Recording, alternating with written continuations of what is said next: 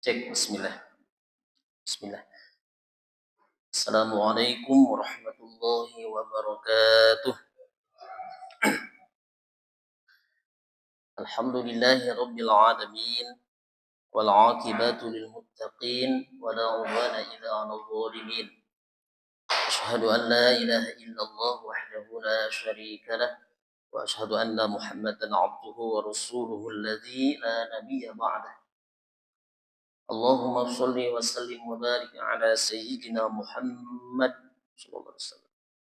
صلاة تبلغنا بها حج بيتك الحرام وزيارة قبر نبيك عليه أفضل الصلاة والسلام في لطف وعافية وسلامة وبلوغ المرام وعلى آله وصحبه وبارك وسلم. أما بعد. Hadirin rahimakumullah, pagi hari ini kita bersyukur, tetap dan terus bersyukur kepada Allah dengan mengucapkan alhamdulillahirabbil alamin. Tentunya masih diberikan kesempatan hidup, bangun dalam keadaan hidup. Karena kan doanya kan alhamdulillahilladzi ahyana ba'dama amatana. Di situ ada kalimat segala puji hanya milik Allah yang telah menghidupkan kami setelah mematikan kami. Berarti tidur itu sama dengan mati. Jadi kalau mau tahu bagaimana mati ya tidur. Para ulama sama dengan tidur. Nah, tetapi kita dibangunkan dalam keadaan hidup ini. Alhamdulillah. Masih bisa memperbaiki kekurangan, kesalahan yang pernah kita lakukan. Bersolawat ke atas Nabi, terus kita baca, terus kita perbanyak. Sebagian dari melaksanakan perintah Allah, sebab bersolawat adalah perintah Allah. Dan semoga dengan wasilah itu Allah permudah segala urusan kita.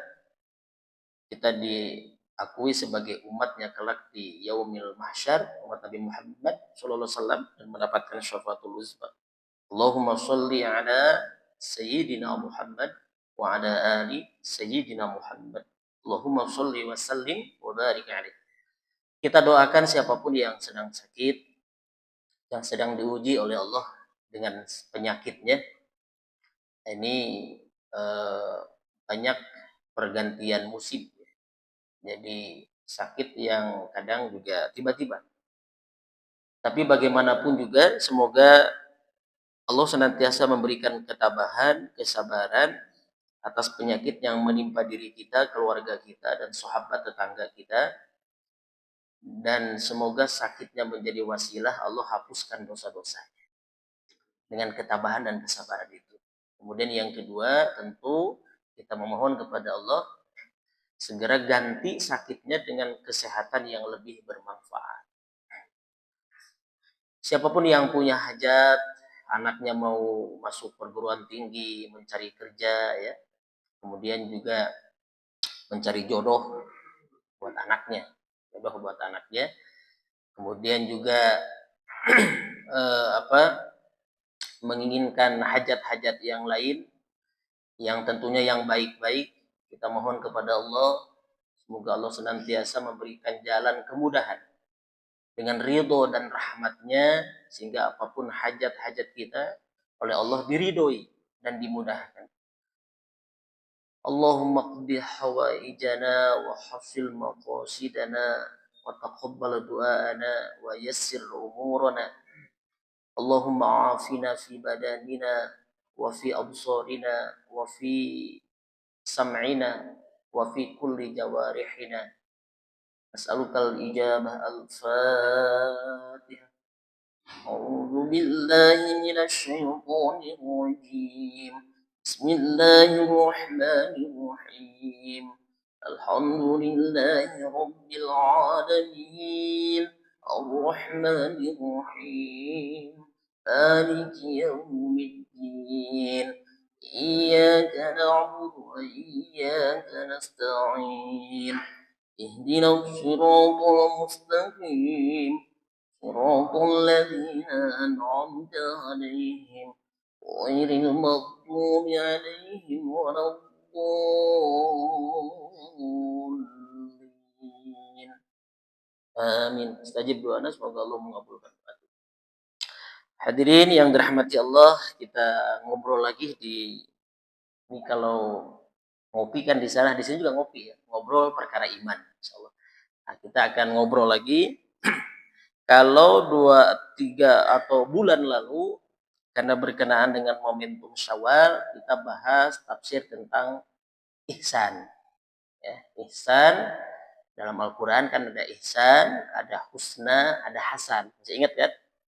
Nah, saya tidak akan melanjutkan itu karena ini momentum Zulqa'dah, Zulhijjah, maka coba kita membahas ayat-ayat Al-Quran yang berkaitan dengan kurban. Nah, karena tematiknya kita melihat momentum yang dekat, yang sedang kita hadapi, atau maksud saya yang akan kita hadapi atau sedang kita alami. Coba kita bahas berkenaan dengan kurban. Baik, hadirin yang dirahmati Allah, memang istilah kurban atau kalimah kurban di dalam Al-Quran ini secara spesifik itu hanya ada pada 3 ayat dan 3 surah yang berbeda. Itu kalau ini kan sudah belajar ilmu nahu ya, sorob ya, yang itu akar katanya memang ada yang koruba, ya kerubu, maksudnya ya, kurbanan atau korba, yukorribu, kemudian menjadi kurbanan. Nah, coba kita kaji. Ilmu ini bukan ilmu baru. Saya kira juga tahun kemarin sudah saya bahas. Tapi itulah, dalam ilmu ini kita tidak boleh mengatakan bahwa saya sudah tahu, saya sudah bosan. Karena kita manusia yang senantiasa ada nisyan, nas. Nas itu manusia, insan itu memiliki sifat nisyan. Apa nisyan itu? Lupa. Ya, manusia itu lupa.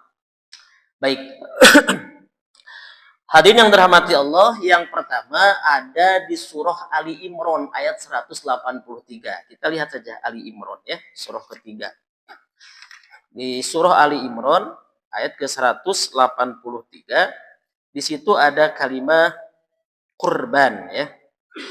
Tapi ini berkenaan dengan apa? Kalimat ini berkenaan dengan orang-orang kafir ya, yang ketika mereka ditegur menjadikan dewa dan berhala sebagai wasilah, sebagai perantara untuk mendekatkan diri kepada Allah ya, mereka ditegur.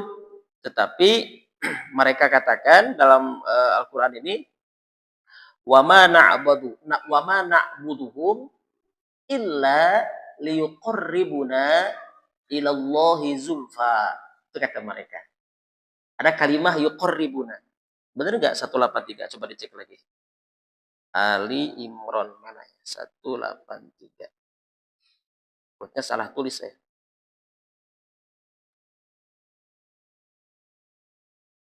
Oh, ini berkenaan dengan alladzina qalu innallaha ahida ilaina alla nu'mina lirasulin hatta ya'tiyana biqurbanin. Nah, ini biqurbanin ta'kuluhun nar. Ini bukan ayat yang tadi. Baik.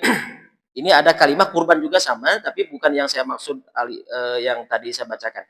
Tetapi di ayat yang lain juga ada kalimat ketika orang-orang kafir itu ditegur ya, ditegur oleh Allah bahwa ditegur oleh Rasul, oleh Nabi, mereka mengatakan kami tidak menyembah berhala, kami tidak menyembah dewa ya, tetapi tujuan kami illa liyuqarribuna, supaya mereka itu mendekatkan kepada kami ilallahi, kepada Allah, zulfa, dengan sedekat-dekatnya.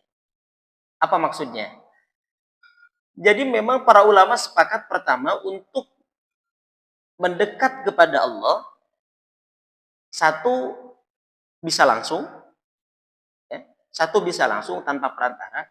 Yang kedua, kalaupun menggunakan perantara, tentu perantara atau sarana yang dibenarkan oleh syarak. Perantara atau sarana yang dibenarkan oleh syariat. Mereka menyembah berhala Mereka menjadikan dewa sebagai perantara. Itulah musyrik. Itulah syirik. Saya tidak menyembah pohon ini. Saya tidak menyembah binatang ini.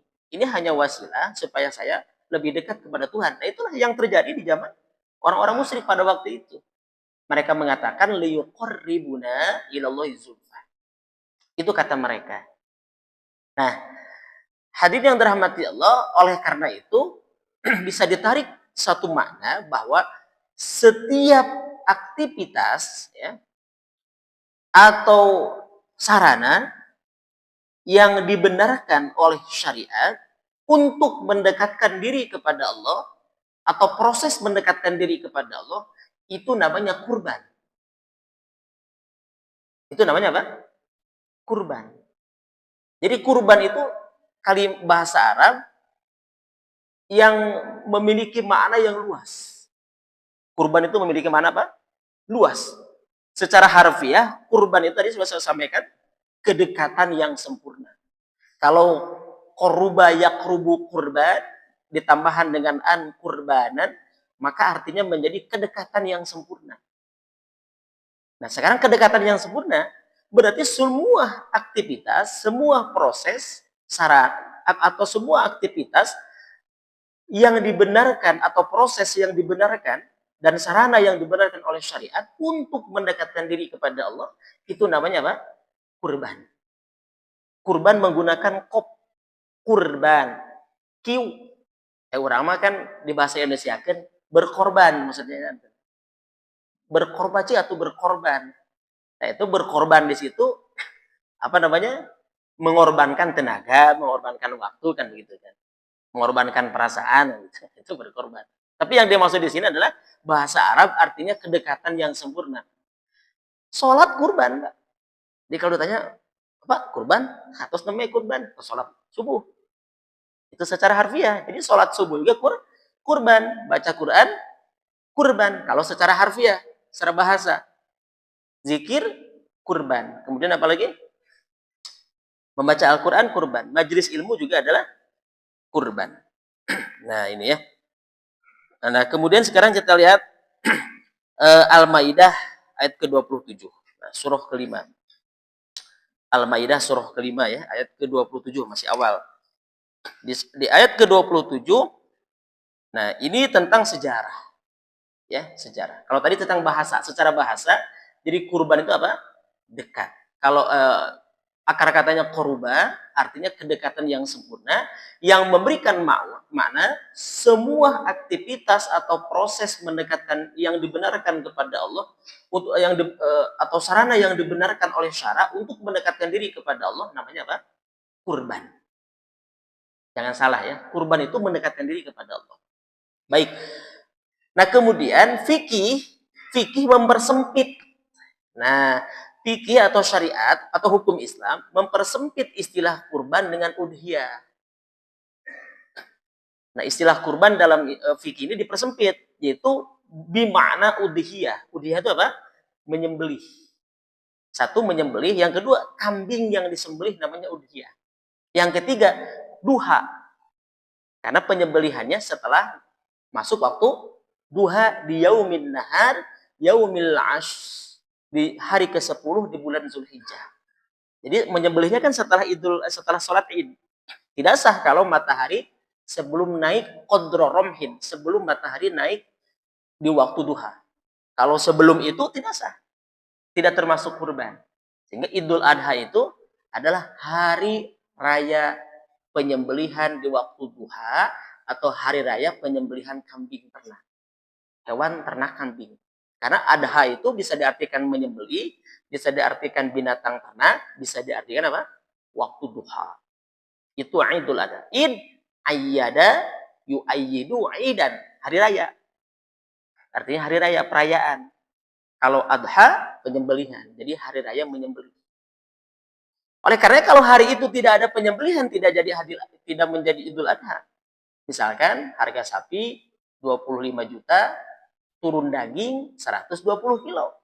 Mending beli daging 150 ribu, misalkan, kali 25 juta, bisa turun bisa 150 kilo, ya misalkan dengan harga daging 150.000 hanya 15 juta kan, betul tidak? Nah, maka syariat kurban hilang, bahaya. Ini berpikir liberal nanti. Tidak perlu pergi ke Mekah, ke Madinah, mendekat kepada Allah, cukup di masjid saja. Benar. Itu dalam istilah syariat, uridu bil haq, uridul haq, tujuannya yang dimaksud adalah benar, wa ma'nuhu batil. Sedangkan maknanya batil. Istilah-istilah. Jadi ada begini, Pak. Istilah-istilah itu ada seperti gini. Kita harus kembali, kita cukup kembali kepada Quran dan Sunnah. Ulama-ulama itu adalah manusia, mungkin salah. Kita harus kembali pada Quran dan Sunnah. Uridul haq wa ma'nahu batil. Tujuannya benar, tapi maknanya batil. Bagaimana mungkin orang awam bisa memahami Al-Quran tanpa lewat ulama, tanpa lewat ahli, ya kan? Tanpa lewat para mujtahid. Kita pun semua kata ulama. Kita tidak bertemu dengan Nabi. Ini kalimat-kalimat itu ambigu. Kalimat yang tujuannya benar, tapi maknanya batil. Istilah orang-orang yang ahli bahasa itu memaknai batil itu. Bagaimana mungkin orang bisa kembali kepada Quran dan Sunnah tanpa perantara ulama? Kan suka begitu kan? Ulama itu salah, ulama itu bisa salah. Betul bisa salah. Lebih baik kita langsung aja Quran dan Sunnah. Bagaimana bisa membaca Al-Quran tanpa diajari sama Pak Ustadz Jadian kan? Tidak bisa kita baca Quran tanpa diajari oleh guru kita. Bagaimana mungkin kita bisa sorof nahu tanpa diajari oleh guru kita? Tidak mungkin kita bisa menerjemahkan juga. Nah ini, jadi ada istilah-istilah yang tujuannya benar, tapi maknanya apa? Batil. Itu disebut uridul haq wa ma'nahu batil. Nah ini, kalimat-kalimat itu dimaksudnya benar, tapi maknanya apa? Batil. Baik, kembali ke tadi. Jadi kalau orang berpikir lebih baik beli daging, kemudian disodakohkan, simple. Mual kalalopor, mual barau, misalkan. Atau uangnya saja bagikan. Nah maka syariat kurban menjadi hilang. Bahaya, nanti syariat sholat hilang, orang berpikir, kan sholat itu untuk mengingat Allah. Betul. Dalam Al-Quran dikatakan, aqimis sholat li zikri. Surat Toha kan gitu kan? Aqimis sholat li zikri. Dirikan sholat untuk mengingatku. Lalu orang berpandangan, yang penting mah ingat kepada Allah. Yang penting mah kita mengingat Allah. Misalkan, lalu tidak sholat. Maka batil. Batil. Itu hati-hati. Jangan ada jebakan-jebakan Batman di luar sana seperti itu. Ya, wah, Nabi Muhammad orang yang hebat sholat. Nah ini contoh-contoh kalimat-kalimat yang sederhana tadi. Baik, kita coba masuk ke surah Al-Maidah ayat ke-27 tentang sejarah. Lalu kita nanti kaitkan dengan hikmah untuk perbaikan kehidupan kita dalam keseharian. Hadirin yang dirahmati Allah, kalau kita melihat ya sejarah kurban, saya bilang sejarah, beda sejarah dengan syariatnya.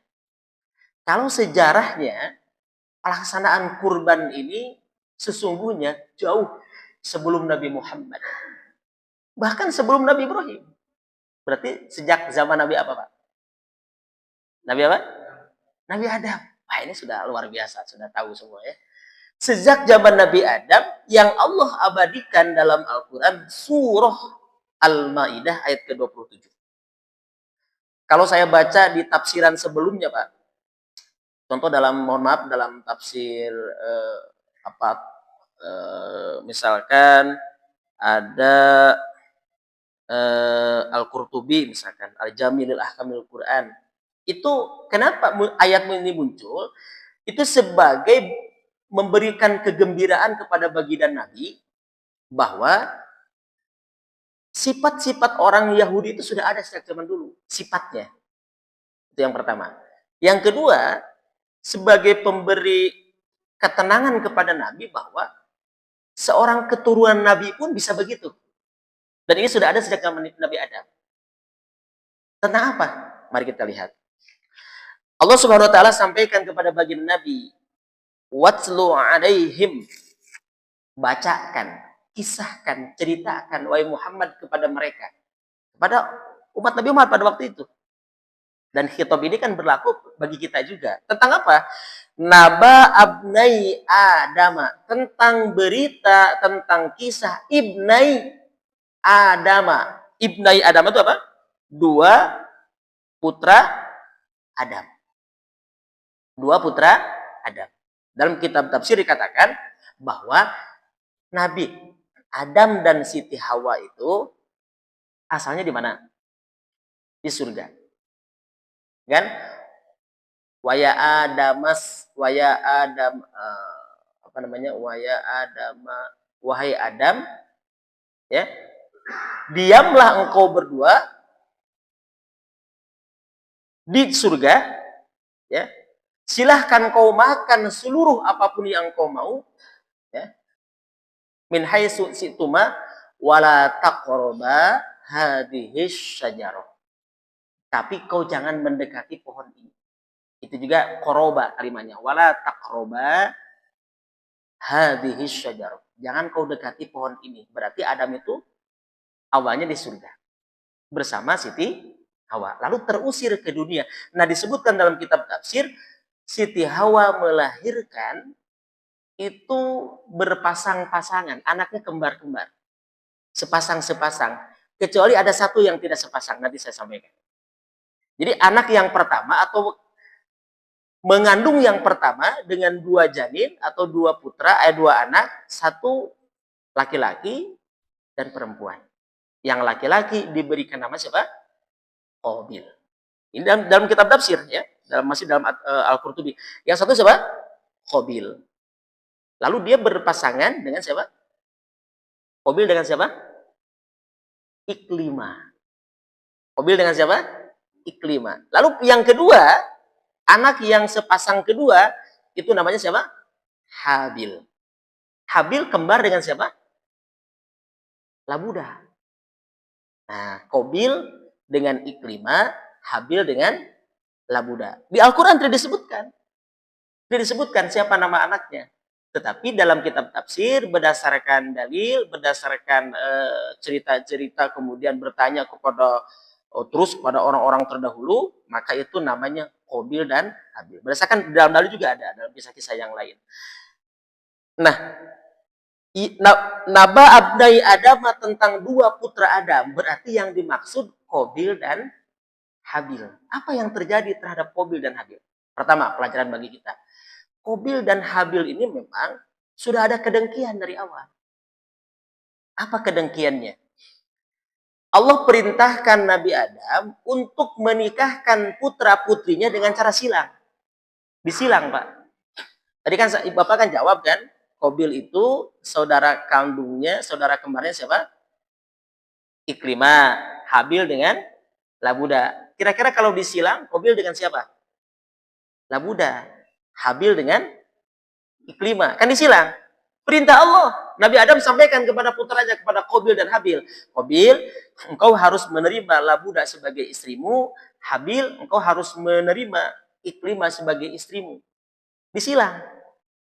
Nah, Qabil tidak menerima. Itulah sifat hasud pertama, penolakan manusia pertama. Dan ini disampaikan kepada Nabi Muhammad, ibaratnya gini lah, baheula lagi atos aya. Kan Nabi Muhammad ditolak oleh orang Yahudi, kemudian orang Yahudi menolak terhadap dakwah Nabi Muhammad, kemudian apalagi keluarga Nabi Muhammad, diantaranya pamannya juga menolak.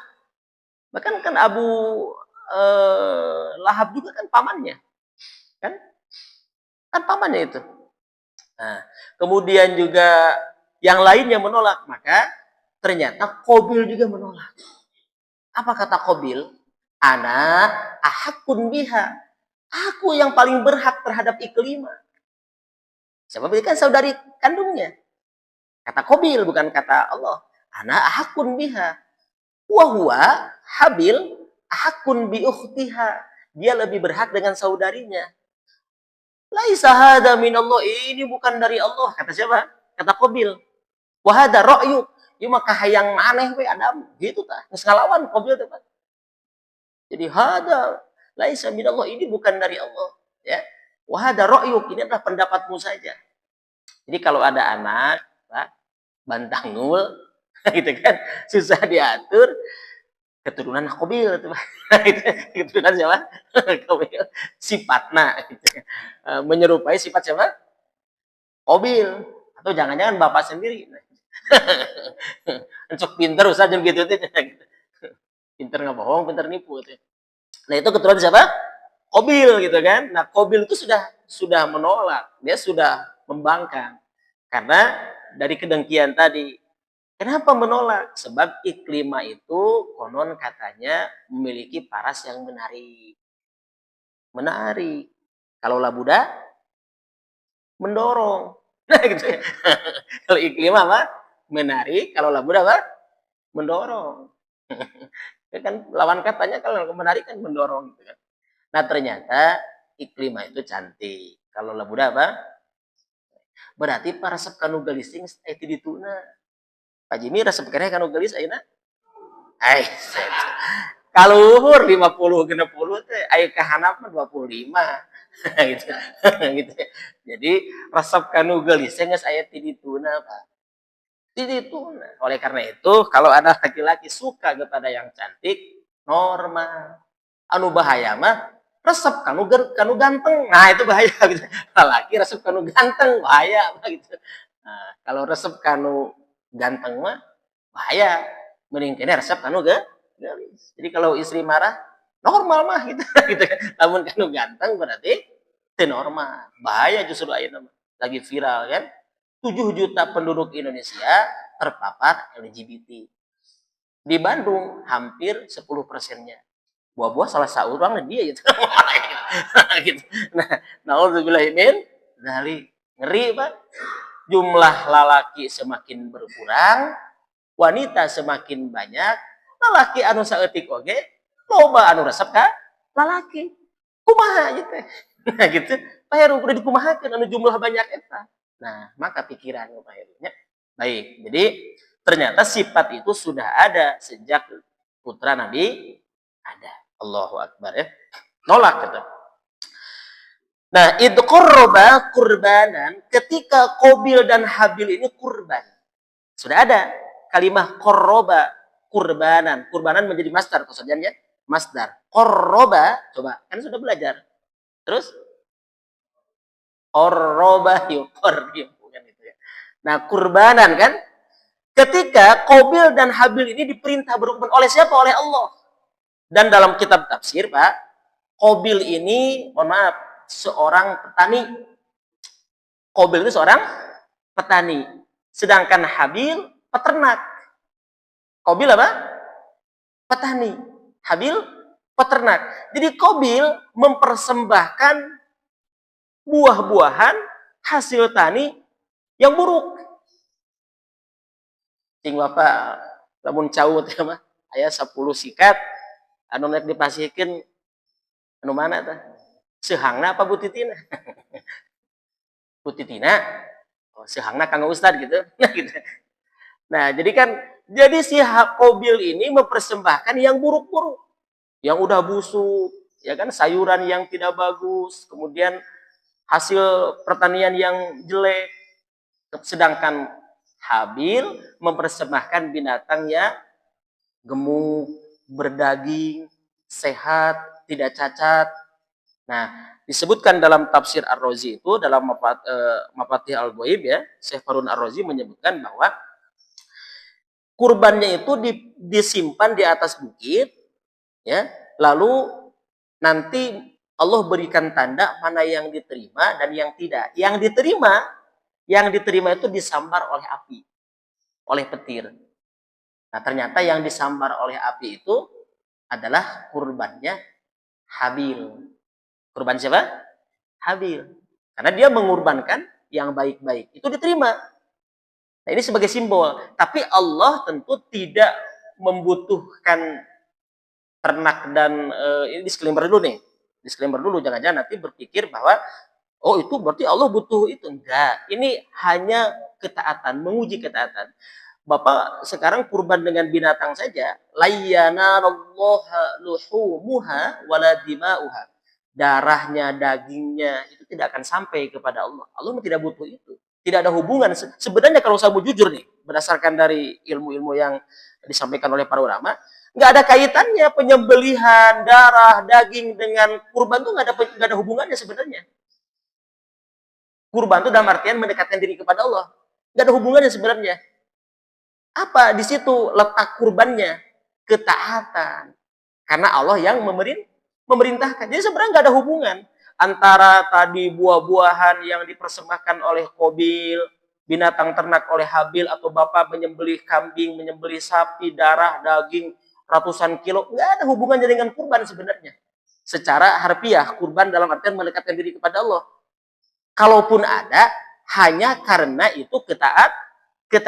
Yang kedua, hanya karena dibagikan. Dibagikan kepada fakir miskin atau dibagikan kepada sesama. Oleh karena itu, berjumpa kita dengan Allah kan, wa man kana yarju liqa'a rabbih falyamal amalan sholiha. Barang siapa yang ingin bertemu dengan Tuhannya, jadi bertemu dengan Allah bukan kematian, Mbak. Nah, ini hati-hati, saya harus ingin luruskan.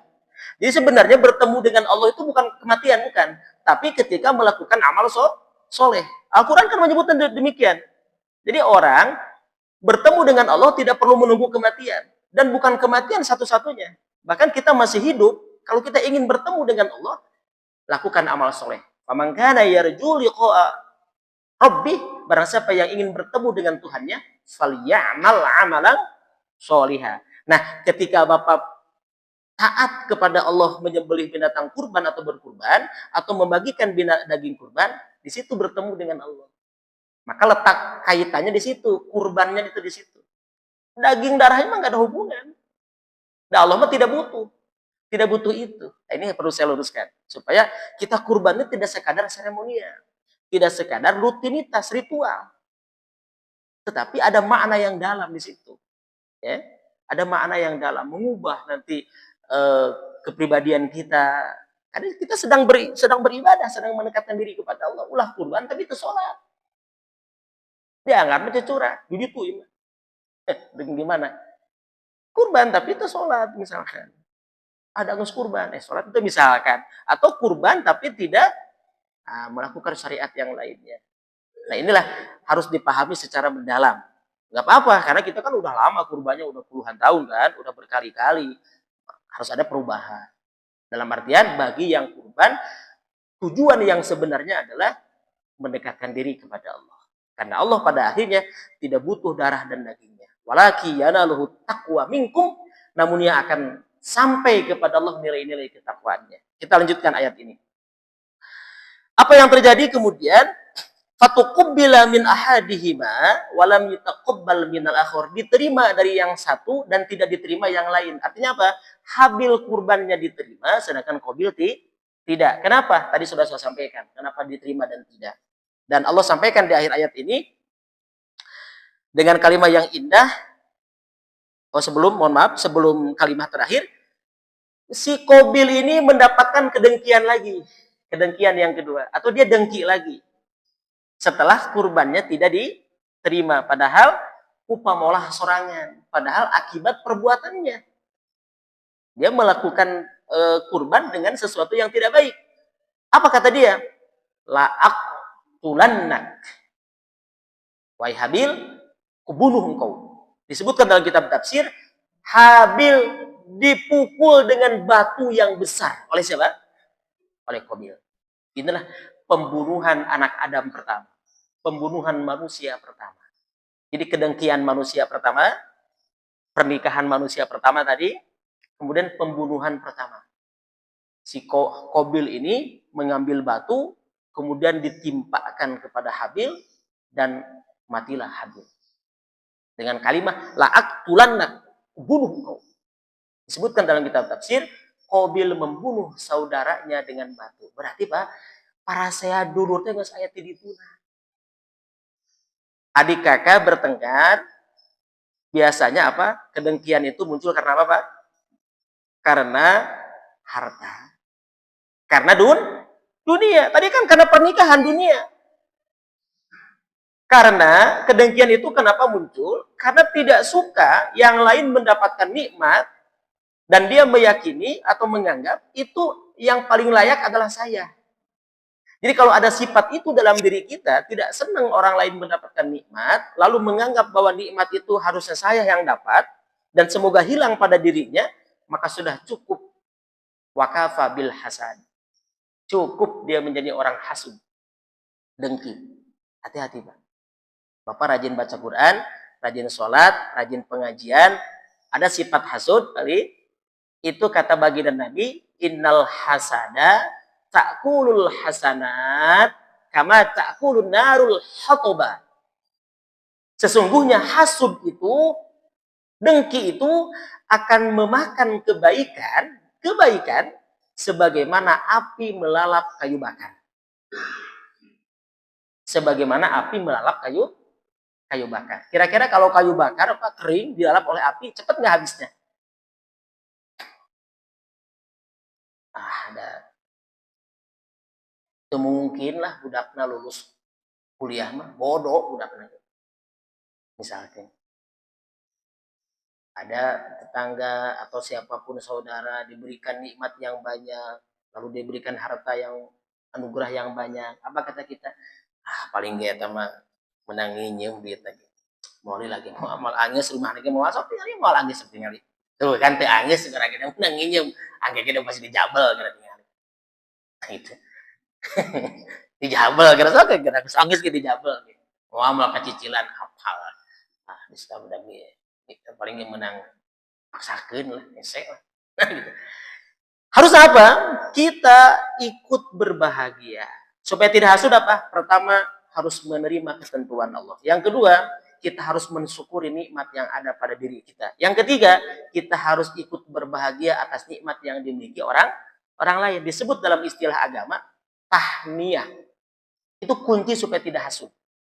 Kita meyakini dan berbaik sangka bahwa setiap kita sudah diberikan oleh Allah takarannya masing-masing. Nah itu saya ingin menegaskan bahwa bahayanya sifat hasud, dan bahkan karena hasud Qabil membunuh saudaranya. Karena saudaranya dibunuh, maka Allah berikan lagi Adam satu putra, diganti lagi. Jadi Siti Hawa itu 3 kali mengandung, ya kan? 5 kali melahirkan.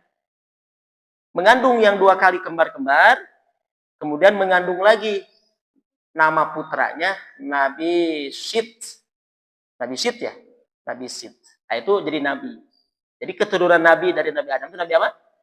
Syit. Itu pengganti Habil yang dibunuh oleh siapa? Qabil. Seandainya tidak begitu, nanti nggak ada keturunan laki-laki yang soleh. Makanya ada Nabi Syit atau Syit. Ditulisnya Syit. Syit ya. Nabi Syit. Nah, itu menjadi putra pengganti Habil, dan dia menjadi nabi.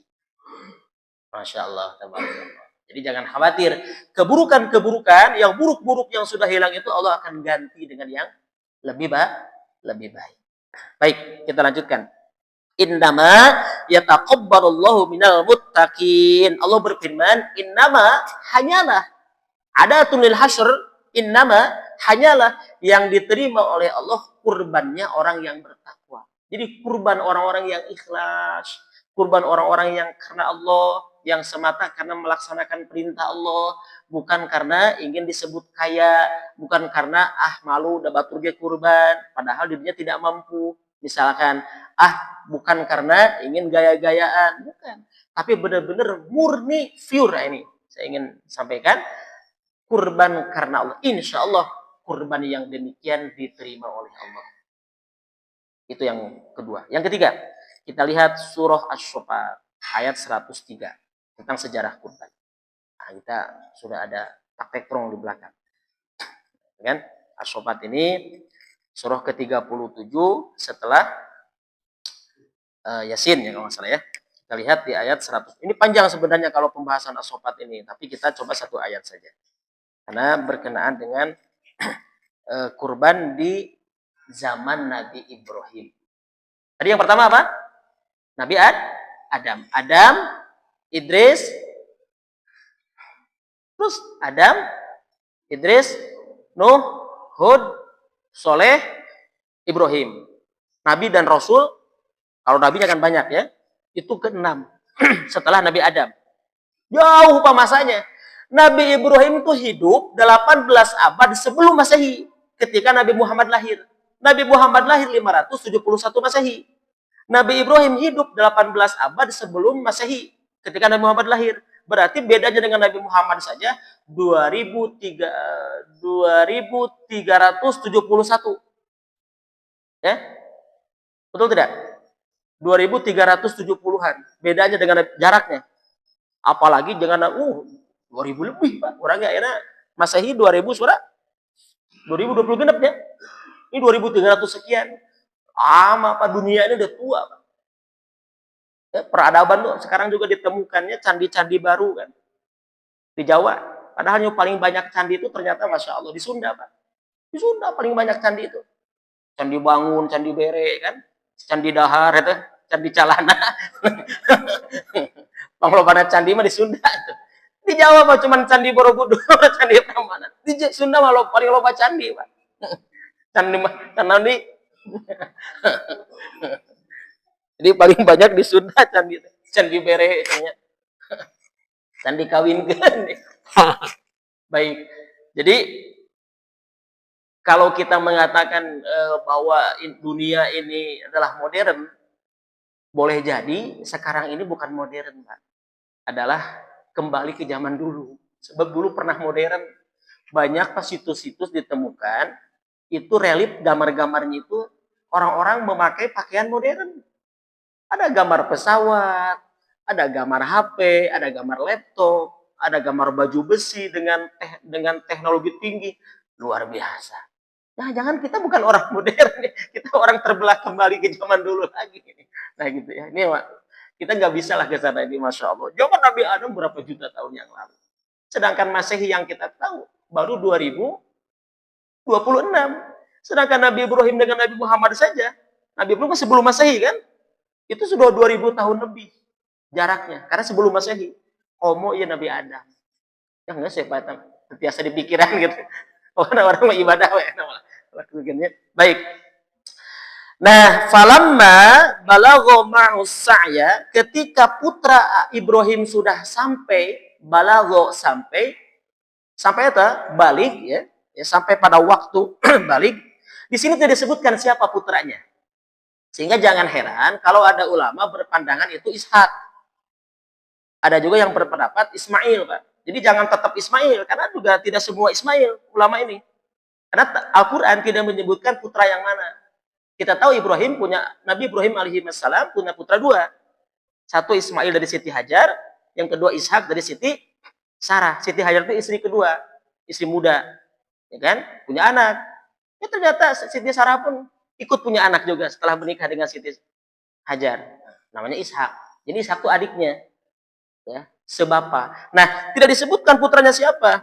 Oleh karena itu, kalau ada pendapat Ishak, tidak masalah. Dan substansinya bukan itu. Mari kita lihat. Falamma balagha ma'u sa'ya qala. Siapa yang berkata? Ibrahim. Apa kata Ibrahim? Ya bunayya.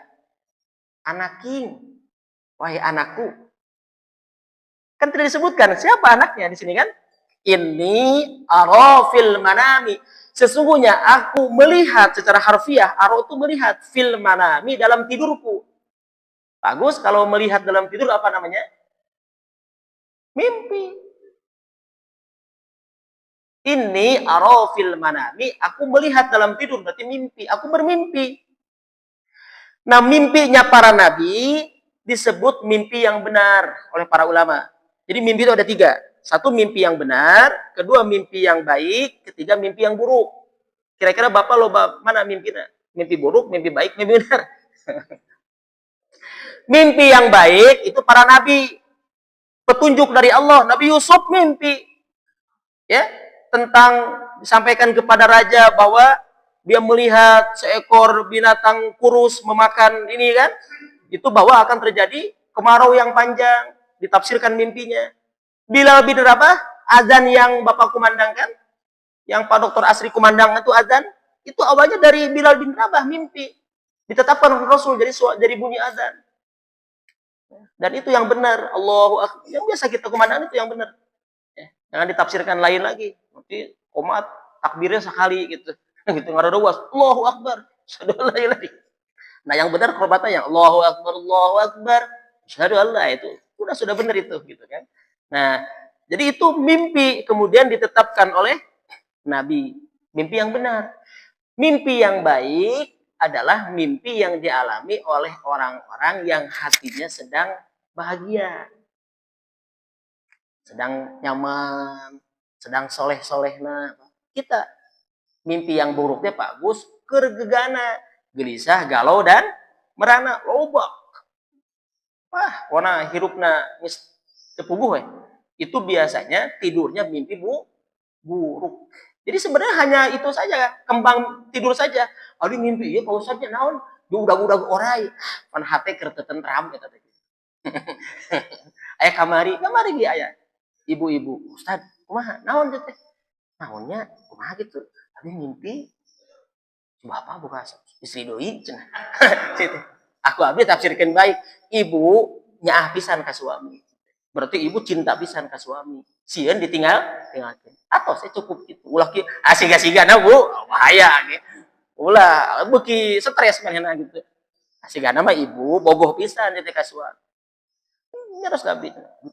Suami ini. Itu dalam kondisi ibu sedang mencintai suami. Sieun tinggalkan. Baik. Kemudian apa yang terjadi ya? Inni arafil in anni azbahuka fangzur madza taro. Sesungguhnya aku akan menyembelihmu. Fangzur madza taro. Apa pendapatmu? Apa pelajarannya? Anak sudah balik, mau orang tua mau memberikan keputusan ya atau kebijakan harus dilibatkan. Libatkanlah anak-anak kita yang sudah balik, libatkan, ajak ngobrol. Ulah tiba-tiba isukan nikah, terkenal heula. Pokoknya tehnya enjing nikah. Nah, nikah apa? Terus aya jodohna mungkin. Ajak ngobrol. Mintai pendapatnya. Nabi Ibrahim pun minta pendapat kepada anaknya. Fangzur madza taro, apa pendapatmu wahai anakku? Wahai anakku. Nah, saya ingin sampaikan, dalam risalah-risalah para ulama, ternyata mimpinya itu 3 kali. Mimpi yang pertama, Nabi Ibrahim itu di malam ke-8 atau di hari ke-8 Zulhijjah. Tapi beliau masih ragu. Mimpinya itu boleh jadi adalah godaan setan. Maka hari ke-8 bulan Zulhijjah disebut Tarwiyah. Kemudian malam ke-9 mimpi lagi.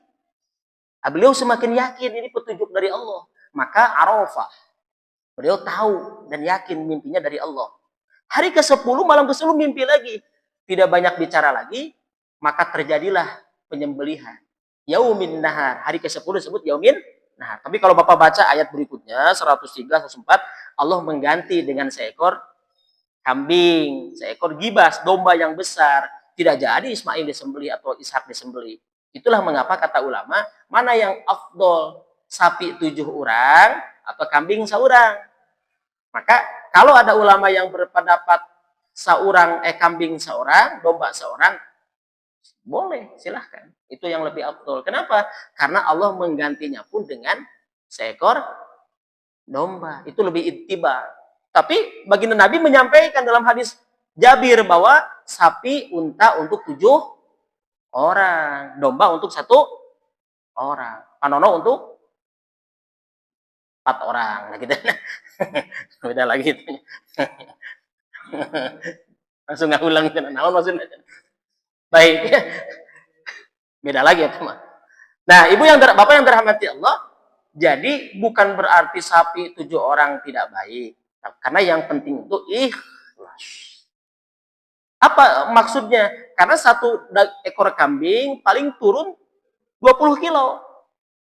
7 orang 1 ekor sapi bisa 140 kilo. Paling minimal 130. Wajar. 1 ekor sapi, 7 orang.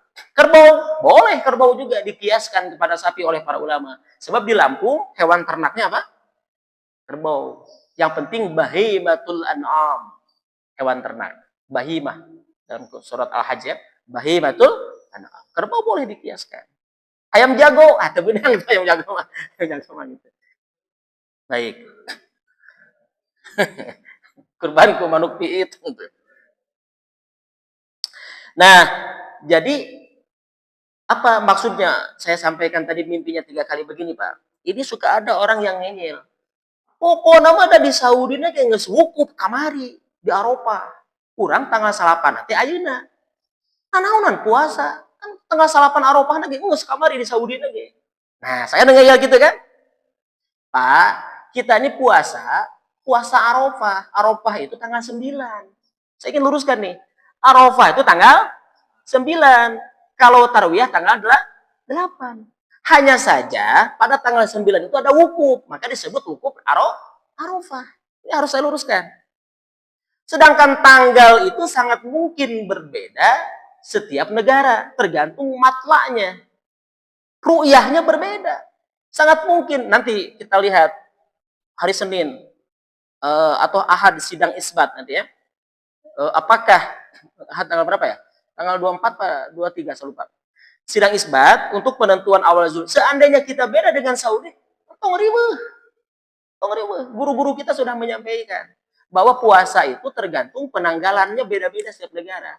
Jadi kalau Saudi beda dengan kita, terserah itu beda Saudi. Tapi kan ini puasa Arafah. Puasa Arafah itu karena wukuf di Arafah. Harus saya luruskan. Puasa Arafah itu puasa tanggal 9. Karena syariat puasa itu tahun kedua Hijriah. Para sahabat sudah berpuasa. Sedangkan syariat haji yang ada wukufnya di Arafah itu terjadi tahun ke-10 Hijriah. So, siapa yang bisa membantah? Syariat haji yang ada wukufnya itu tahun ke-10 Hijriah.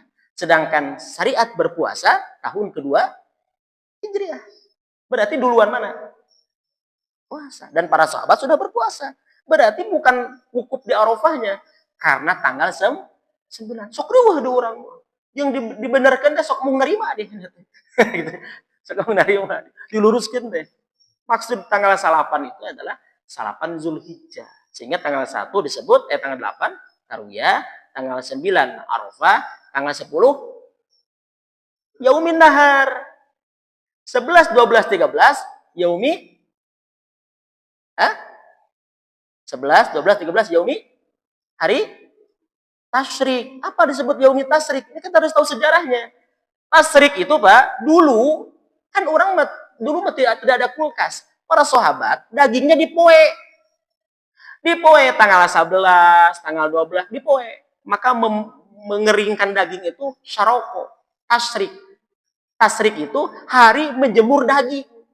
Baheula bade lembur teh diparoe daging teh, Pak. Da enakna dipoe dideengkeun. Tidak mah dikira kulkaskeun 3 bulan karek habis itu.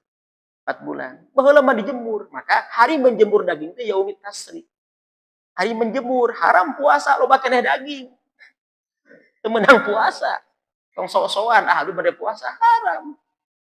Kan haram puasa. Yaumin nahar haram, yaumit tasrik haram 3 hari.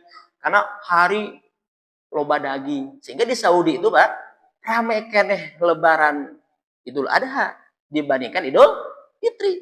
Poe kadua Sawal geus paruasa deui di Saudi. Idul Adha mah curak-curak loba daging.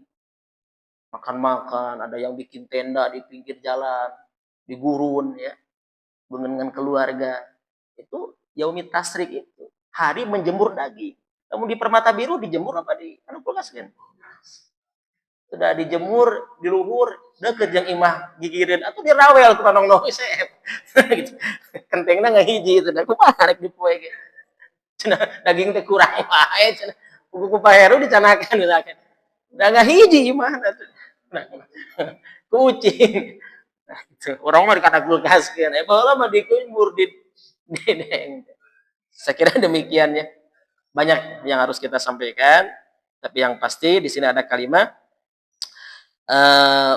qala ya abatif al ma'tumar, wahai ayahku lakukan saja apa yang telah diperintahkan oleh Allah, satajiduni insyaallahu minasyabirin. Kata putra Ibrahim, bisa Ismail bisa Ishak, satajiduni, engkau akan mendapatiku minas sabirin, bagian daripada orang-orang yang sabar. Artinya apa? Nabi Ibrahim itu apa, Pak? Contoh dari keluarga bapaknya soleh, istrinya solehah, anaknya soleh. Itu gambaran Nabi Ibrahim. Ada bapaknya soleh, ibu soleh, anaknya teu soleh. Tadi Nabi Adam dengan Kobil. Ayah, bapaknya soleh, ya kan? Istrinya atau istrinya, suaminya soleh, istrinya tidak soleha. Nabi Lut. Nabi apa? Nabi Lut. Ayah, istrinya soleha, suaminya teu soleh. Fir'aun. Namanya Siti Asia. Soleha, suaminya teu soleh. Jadi kalau ada wanita bikin status istri itu tergantung suami, Nabi Lut. Gitu kan? Jadi lain tergantung suami, tergantung diri nawe. Ulah sok nyalahkeun laki-laki. Laki mangan disalahkeun, jeung disalahkeun. Keleutik dicarekan ku kolot. Geus gede saeutik dimarahi oleh guru. Kerja dimarahi oleh bos. Pulang macet kena tilang, datang ke rumah dimarahi istri. Maka laki-laki ini tidak banyak bicara, tiba-tiba gila. Nah, itulah laki-laki.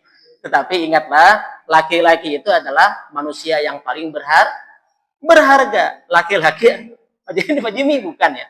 Laki-laki itu adalah manusia paling berharga jika sudah tiada. Nah, gitu kan. Jika sudah tiada. Aya kene mati dihargaan. Geus eueuh maka ingat nya butuh nah gitu.